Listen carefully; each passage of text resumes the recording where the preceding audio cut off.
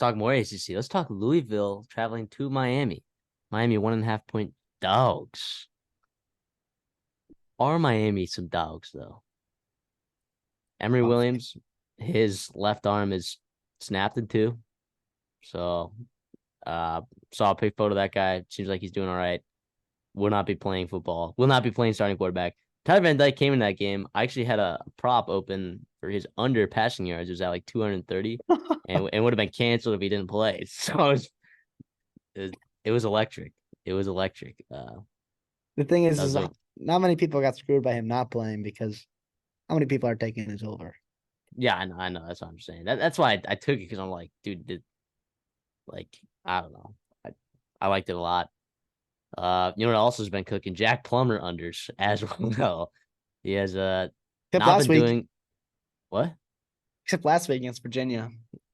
They got it done. Well, yes. So do we think Tyler Van Dyke, do we think his yips are cured? Do we think all of a sudden that Miami can beat this Louisville team at home? Here's the thing, like you mentioned early in the episode, like as I mentioned, Iowa State being a team that's like, yeah, they've won a lot of football games, but who have they beaten? Eye test tells you one thing, sure, but it's also like when they play the top dogs, you see something happen. To be honest, Louisville has not played a top dog all year. They played Notre Dame. They were limping into that game. They were beaten and bruised, and you dominated them, which you should have. And I picked that to happen. But also, like, it didn't make me super impressed with Louisville long-term wise in the whole season. Like, very happy with Jeff Brom. Right, they've won a lot of games that they should have won, which is different than it happened in the Satterfield era, obviously. But at the same time, like, you beat North Carolina State with Brendan Armstrong. Okay. You beat Georgia Tech beginning of the year. You beat Duke without a quarterback. And Vatek and Virginia, you beat the Virginia schools. Like, this is going to be, I think, this is the best team they've played all year. I don't think that's crazy to say that. And even though Miami, yeah, they're 6-4. Notre Dame fans are going to come after you. I know, but Notre Dame fans are going to come context matter. Okay, maybe that's a little bit of a hot take, but like context matters for that football game. I picked Louisville to win that game. Like I saw it happening. Doesn't mean like I predicted it to happen. Doesn't mean I'm going to change my expectation of Louisville. You know, like I'm not. I think this has been. I took their over on the year because record their schedule stunk. And I think like now at the same time, like you have to win this football game to make it to the ACC championship game. Because they play Kentucky next week. Yeah, this is their final ACC game. You're playing a defeated Miami team, right? In a place, Hard Rock, where Miami has been awful, right, under Mario Cristobal, and you're playing Tyler Van Dyke, who's, you mentioned it, like he's not the best quarterback on that roster. Now, like when he's good, he is obviously, but that's not been the case for most of the year. And Louisville's got a good defense. I don't know. This game I've gone back and forth on. What say you? I want to hear your thoughts. Yeah, I think it benefits Louisville. This is an 11 a.m. game, right? Because there's a chance, right? They played later in the day that UNC could lose to Clemson, and then all of a sudden Louisville's like, oh, well, we've locked it up, you know, because we got the tiebreaker over NC State, we got the tiebreaker over Virginia Tech, got the tiebreaker over Georgia Tech. We're chilling. We wrapped it up, but they played 11 a.m. So it's on them to win this game to clinch the ACC for them. So give me them Cardinals. Give me them at -1.5.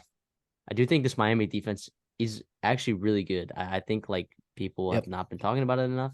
I think people have talked about Tyler Van Dyke being so abysmal the last like 3-4 weeks that it's kind of overshadowed like what the defense has accomplished, which has been a lot. So I think this is a really close game, and that's reflected in the line, right? But if you're going to give me a Jeff Brom versus Mario Cristobal in a game where Jeff Brom has a chance to go to the ACC championship, we talk about coaching matchups all the time. And I don't think that there's a single person out there. And if you are out there, comment, let me know, give me your argument. But there's no way that Jeff Brom is not a better coach than Mario Cristobal in terms of game management. In game. Yes. No, game plan too. Game plan, game management. Yeah. Like from team's talented. From Sunday to Saturday afternoon, like game and to all 60 minutes. Like, give me Jeff Brom. Absolutely. I do think like last week I watched that whole game. It was a tough game to watch, although Calandra is awesome. There were some highlight plays. Of course, I'm talking about Virginia at Louisville last week. I believe it was Thursday night. Like,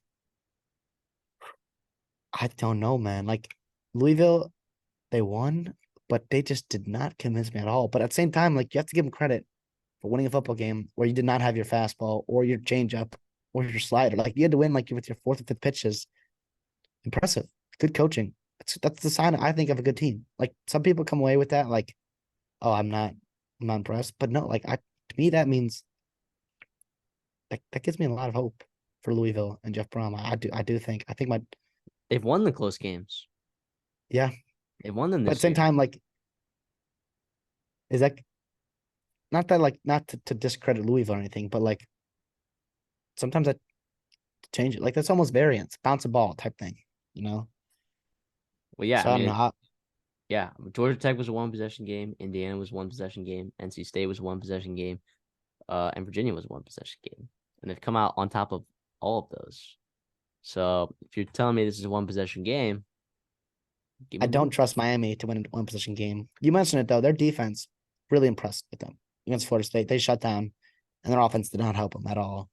And yeah, I do think this is it's a low scoring game. I feel better picking the under than the spread, honestly. But if I have to take one, I guess I'll take Louisville minus 1.5. I just trust them a little bit. I trust Miami less than I trust Louisville, if that makes sense.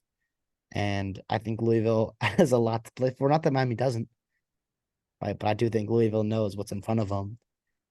And regardless, this is incredible, successful season for Louisville. They're 9-1 right now. Even if they finish 9-3 somehow, like, that's still a really good year.